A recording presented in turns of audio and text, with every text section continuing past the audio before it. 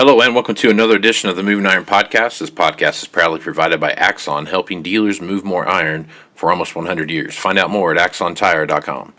Axon was started almost 100 years ago out of a passion for keeping agriculture moving. It's that same passion that drives them today. With a vision for a better experience for both farmer and dealer, they set out to create a better way to move more iron.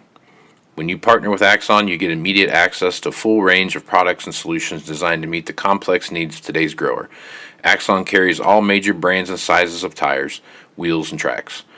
From custom colors and sizes to fully customized wheels, you can have the solution for virtually any problem today's farmer is trying to solve. To find more or become an Axon dealer, please visit axontire.com. Moving iron in the 21st century. Hard-working people working hard for you and me. Moving iron, time and time again. Through the years you'll find us here. Moving iron. Hello and welcome to Moving Iron Podcast Markets with Chip Nellinger. This edition of the Moving Iron Podcast is brought to you by Axon Tire, helping dealers move more iron for the past 100 years. For more information, go to axontire.com. Also, tractorzoom delivering insights. The auction market is the canary in the coal mine. I talk about it all the time. And if you're watching what's going on right now in the auction marketplace, we have hit we've hit the top of the market, and we're going to keep banging our heads against the ceiling as we keep going up. And that ride back down is going to be a very fast and very abrupt one. So whenever you are looking at auction values and trying to track and see what's going on, TractorZoom's Iron Comps is a great place to go do that. So if you have interest in doing that, get a hold of the guys over there at TractorZoom, and you'll be able to get a discount when you use Moving Iron at checkout. So make sure you check that out. Like usual, I have Chip Nellinger here from Blue Reef Agri-Marketing to come on once a week and talk about what's going on. And, Chip, we always kind of have a pre-show before the show type of thing, and we talk about a lot of cool stuff. And this last report that came out shocked me a little bit about kind of what the USDA fessed up to a little bit as far as planted acres, and compared to what some of these independent acreage analysts had come up with. So I guess what's your overall reaction to Wednesday's report? Yeah, I thought it was wildly friendly, and obviously the market did as well. The market kind of got caught leaning too far in one direction, and that was because of some of the estimates out there that were saying 5-6 million more corn acres and some additional bean acres. And I mean, I just never really bought into that. From one standpoint, is where's all the acres coming from? If you add up all the acres that they gave us in March, there's not much more of a pool of acres. So I think that the market was done a little bit of disservice by, maybe some of these estimates that have been floating around that, said 5-6 million plus. I think the highest one was north of 6 million more corn acres. So USDA comes out, just a touch over 1.5 million more corn acres on the low side of estimates. Bean acres unchanged. That was 300,000 acres below the lowest estimate. The stocks numbers were in line, actually maybe 20 million bushels below average on the beans. So that there was nothing bearish there. And to make matters worse, now you've got, as you sift through that acreage report, the major increases in acres, both corn and beans, were in North Dakota, South Dakota, and Minnesota. And if you take a 60-day precip map, that's the driest area, and June was one of the hottest months for them on record. Right. And they don't have a lot of rain in the forecast, maybe just a small chance late next week. But that doesn't, at this stage, look like it's going to be a drought buster. That's going to be, a half inch, if you're lucky, type of a thing. That's not going to do a whole lot for them. So there's just no margin for error now. And now the market is highly sensitive. We're shaping up to be a real wild week next week, because we've got, July 4th is Sunday. The holiday is recognized on Monday, so there's no markets Monday. So once we close this market this afternoon, Friday, There's no more markets until Tuesday morning, and that's a long time to get through. A lot of potential weather changes and surprises could happen. And so we're shaping up for a real wild start to next week, depending on what the forecast says. And it's not like we can wait a month. You're getting to the stage of development now on corn up there, in the Dakotas, Minnesota, that rain in 4 weeks isn't going to help them. They need rain like now, or you're going backwards even more, and it's going to be irreversible. So, right, pretty critical time frame, and it's going to be a real wild ride next week. Yeah, sounds like it. So, I was reading some stuff about what's going on in Brazil, and there was some down in the Prana region down there of the corn growing area. They were talking about they were worried about early frost and even some snow. So you throw that on top of there, it's just what's happening in South America is not really even. It's even more friendly to what we see happening up here. Yes, and they did get that. They did, okay. At least 2 nights of a hard frost. Still trying to assess. It might have even actually got 3 nights of it, but 2 for sure of a hard frost. Pictures floating around Twitter and elsewhere. That growing area is kind of spread out, and so where that frost hit, that corn looked like it was just past pollination, and so that's not a good situation for them.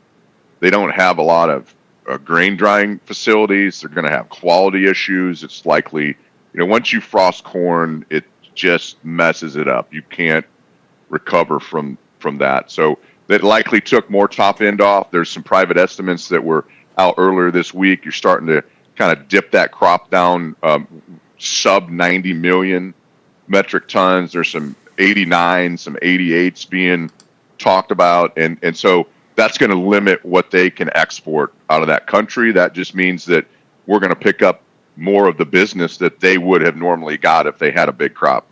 And so that just goes right to the demand. It keeps the bar raised even higher, that we've got to raise a big crop, trend line crop, or we're going to cut carry out, potentially down towards 1 billion bushels on corn. So this rain is just that much more critical for the Dakotas and the dry areas. And there's still some dry areas of Iowa, Nebraska.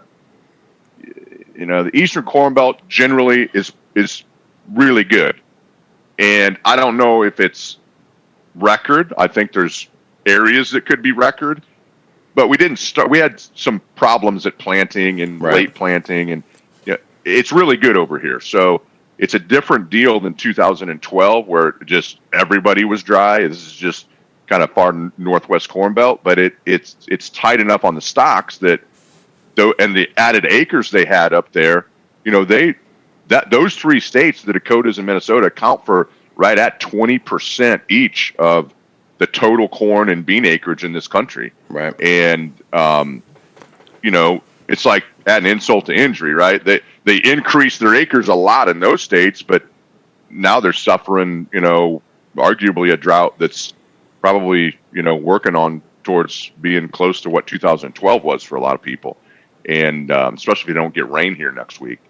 So very critical time, and it's a world market. Brazil plays into that, and they're going to expand their acres down there. You can be sure of that, but you won't have any supplies from them until March, April. Maybe some beans in late February. So we got several months here where we're the only game in town, and the pipeline's running pretty thin. Yeah. And the new crop pipeline is a little bit in question as well. Yep. Yeah, there's a lot of other things going on too to pay attention to as well, and we're just talking from a production standpoint. I mean, there's a lot of machines out there that are running around that are parts availability and those kind of things that are all going to start playing into this fall harvest as we get these combines through wheat harvest here. So I mean, there's just some things that are going to start popping up that could also affect just the front end of the supply chain. So a lot of moving parts out there right now to pay attention to. Yeah, there definitely are, and it's not just we've seen this in the past too. I mean, it is not just production related, right? We've seen big swings because of interest rate and dollar moves. Mm-hmm. We had a rumor yesterday of ASF in the United States that quickly, like immediately, took hogs limit down. That rumor proved to be false so far, and at least July hogs reversed and closed well off their lows. Had almost a $5 range in July hogs yesterday, and that's just off of a rumor, of ASF, which would be horrendous if we got that. But these markets are just it's a different time in the markets. The report day, beans had about $1.05 range from low to high. Yeah. So before the report, beans are down 16, 18 cents. 5 minutes later, report comes out, friendly, beans are up 88, 90 cents. So yeah, it's insane, these moves in the volatility you're seeing. Yeah. And even yesterday, after, you figured there'd be some carry through yesterday with what was going on there. And I don't know if there's profit taking or what was going on yesterday, but, the markets opened up 15 or 20 cents higher, and by the end of the day, they were up too. You know what I mean? So there's, again, another big swing just between where it opened to where it closed, but the intraday volatility by itself was even higher. So, I mean, it's just all of these things are just coming at us, and it's just you don't know up from down here, it feels like. Yeah, that's absolutely you hit the nail on the head. and even today, you're going to see that. You've already seen it in the overnight, and in a lot of ways, today doesn't really matter. I mean, the midday forecast is what the market's going to go on, but then you got 4 days, and we all know how fast the weather can change, and it's unfortunate, how many tens and if not $100 million been poured into these weather models, and they're not, they're just computer models trying to predict the weather, and that's not a very exact science. So, there have been times in the past, 3 days, no rain in the forecast, weather models have nothing. All of a sudden you wake up and it's raining everywhere. And so certainly they want that. They hope for that in the dry areas, but right now that's not in the forecast, unfortunately. So today's action, you could see some wild swings. People that are long getting nervous over the weekend. That's what causes this intraday stuff, that prices break back. End users who thought the high was in and, we're going to get cheaper corn and bean prices. Now this report kind of scared them, so they're buying the breaks to try to get some coverage, and it creates this real choppy trade. And so you could have another 30-cent range today, and it probably doesn't really mean anything until we get to Tuesday. And it's like the old times where we didn't have the night trade, right? That only happens a couple times a year now after holidays, and there are going to be no overnight markets Monday night. You're going to walk in, and we got to wait till 8:30 in the morning, and everybody gets to choose their their position based on the weather forecast. And I would bet a lot of money we're not going to be unchanged Tuesday morning. It's going to be sharply higher or sharply lower based on the 2-week forecast for the Dakotas and Minnesota. Yeah, well, the talking heads on the various news networks are going to be driving a lot of the market here because, like a lot of people that are dictating what's going on in these markets don't even really know what corn looks like, and just because it rains doesn't mean that rain is going to do any good. So, a lot of things to pay attention to, Chip, and more moving parts in this grain market than I've ever seen. So I haven't been doing it as long as you have. So it just seems like there's a lot of unknowns out there, and everybody's just the smallest drop of the hat or a pin drop or something like that just absolutely sends the market cascading one direction or the other, and it's a crazy time, I guess. Best way to put it. It really is. It really is, and it moves so fast, even intraday. But these big swings allow you room to to maneuver. Oh, absolutely. If you have a plan, right? If you sold some corn at $6, you had a chance 5 days later to, buy some calls 60, 70 cents lower and beans $1 lower. And so there's ways, if you have a plan, to not be handcuffed and emotional about these swings, because they actually give you opportunities, although they come so fast. What used to take 4 or 5 weeks to make a move now sometimes happens in 4 or 5 hours, right. and it's just light speed. It's mind-boggling at times. Yeah, that's the thing about the volatility. It opens up those windows of opportunity, but to your point, you've got to have that plan in place of what you're going to do, when, and why, and what that looks like. So yeah, it's a lot of moving parts. Let's jump down and talk about cattle prices for just a little bit. Cattle prices have, been doing okay. They've been kind of bouncing around, but they seem to be holding their own. Obviously, we're in that peak grilling season for the year here, coming up on 4th of July weekend, and those kind of things. Start seeing that taper off through Labor Day. But I guess as you take a look at that market, it seems like right now that the animals aren't there that they thought were there, and there's because as weights come down, there's not as many animals out there to get going again. So I guess, what's your thought on what's going on in the cattle marketplace?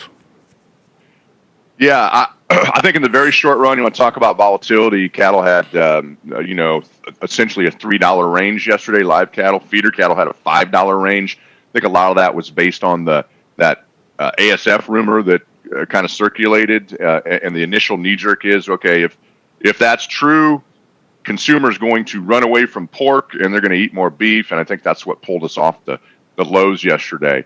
It's still the push and the pull right now. It seems like we've got enough supply to meet demand, maybe a little too much. We can't seem to get the cash market fired up, much north of 122, 123, kind of seems stuck in the mud there. Box beef has come down, but underneath the surface, this drought, I think, is shifting the plates a little bit here longer term. There's been a ton of cows slaughtered. That continues. I don't know if we're quite at record cow slaughter, but we're way up there historically. This drought is really causing some dislocations, out in, the mountain states, Montana, Wyoming, Colorado, the western Dakotas, just, some of the worst pasture conditions we've ever had. And longer term, I think that is something that can be very friendly. Longer term meaning, maybe out into winter, but really next year. It might even be a 2022 issue. It just takes a while to sift this through. I think it limits the downside. High corn prices, if we haven't seen the highs in corn yet, obviously that's going to affect feeder cattle. So there's going to be some big shifts here. And at the heart of it, it's all about margin. But to your point, we've talked about volatility before. You're going to see that here as well. And I think longer term, the fundamentals of this big cow slaughter caused by this drought, it's not like it's just been 3 months, right? Those western states have been fighting. This is 2 years running now that they've been on the dry side. And you don't fix that overnight either. That's going to take a lot of rain this summer, snow this winter. So they may be fighting this again next spring.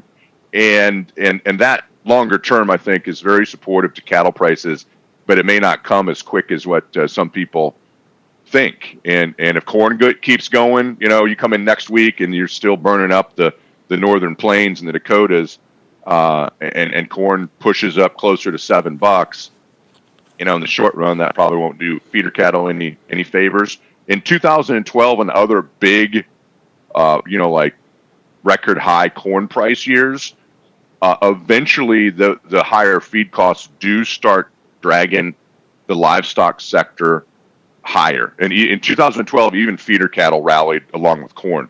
And so that's something to watch as well. It could be just simply that margin, the ratio between corn, feeders, and live cattle has to stay together, or you literally, will break everyone.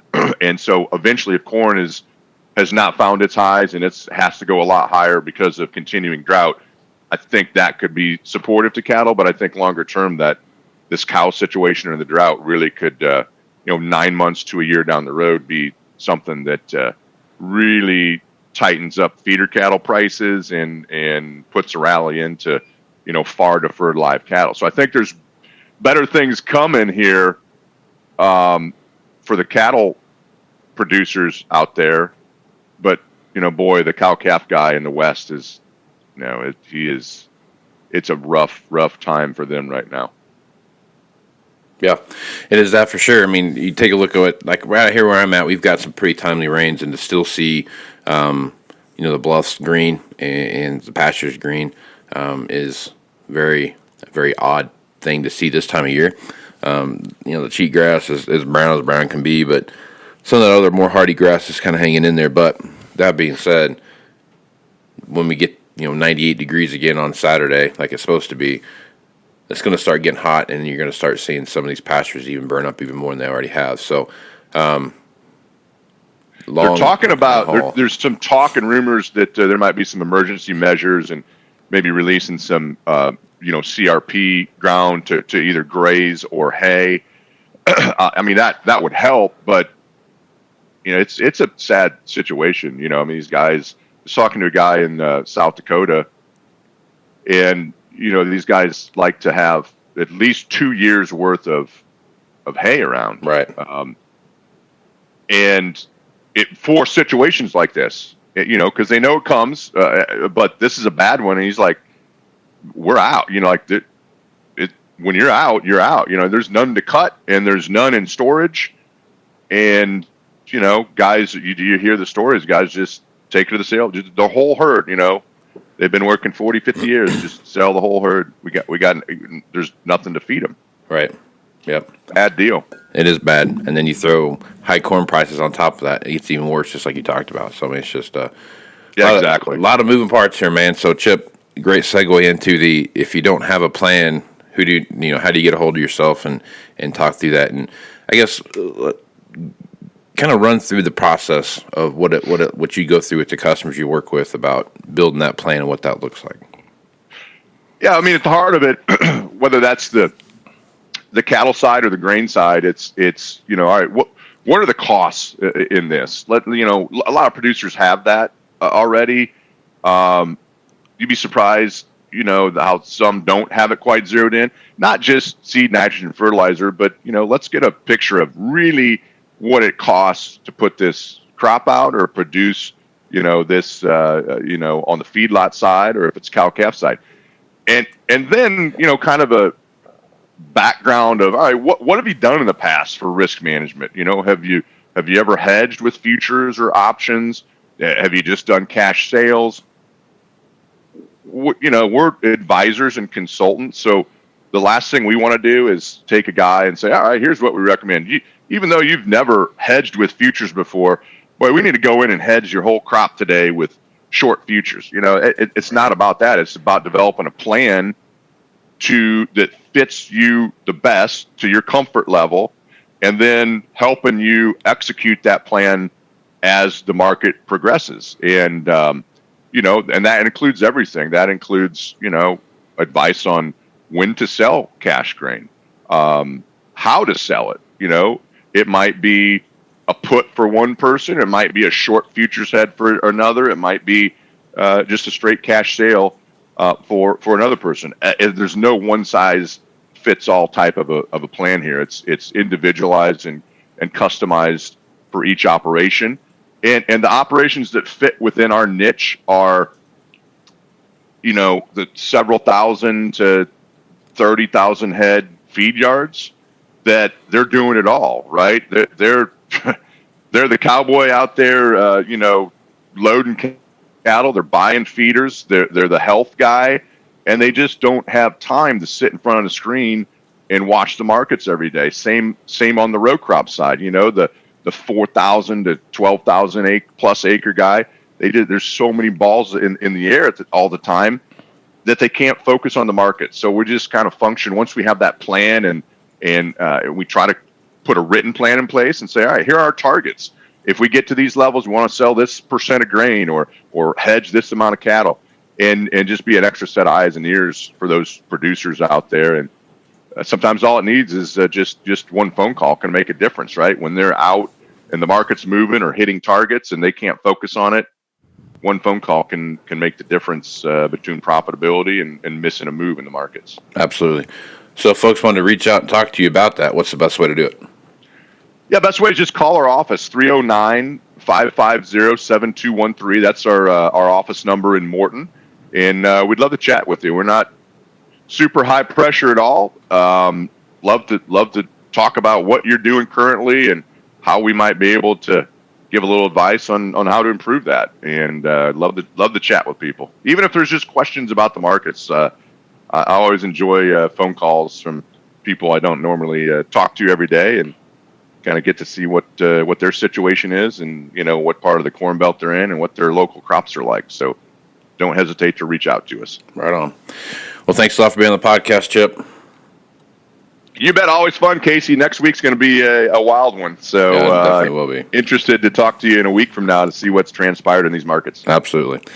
Well, I'm Casey Seymour with Moving Iron Podcast. Make sure you check me out on Facebook, Twitter, and Instagram. That's where you're going to find the latest editions of the Moving Iron Podcast, as well as MovingIronLLC.com. That's where you're going to find the entire library of the Moving Iron Podcast. If you want to go back to podcast number 1 and listen to how amazingly awful that one was, by all means, go back and check it out. But also, while you're on MovingIronLLC.com, you can go to the navigation bar and go up to the Moving Iron Summit that comes up in September 15th through the 17th in Nashville, Tennessee. That will be the yearly meeting that we have with dealers. We get together and talk about what's going on. A lot of great information going to come out of that, a lot of great speakers, and a lot of great networking as well. So if you're interested in that, go to that. All the information is there to register. Hotel information, those kind of things are all there as well. If you need more information, hit me up at Moving Iron Podcast at MovingIronPodcast.com, and I'll answer any questions you might have. So with that, I am Casey Seymour with Chip Nellinger. Let's go move some iron, folks. Out. You want to have a meaningful competitive advantage to help sell more equipment. Whether you represent the sales, parts, or management department of an implement dealership, there's a surprising amount of complexity when it comes to tire, wheel, and track technology. Let Axon worry about that so you can get back to supporting your customers. Axon has leveraged years of experience to create a streamlined process that gives you a proven path to help today's grower and sell more equipment. The roots of their organization go back almost 100 years to the invention of the rubber tractor tire. Supporting agriculture is the number one driver of Axon, from product development through sales and service. To find more or become an Axon dealer, head over to axontire.com. Moving iron in the 21st century. Hard-working people working hard for you and me. Moving iron, time and time again. Through the years you'll find us here.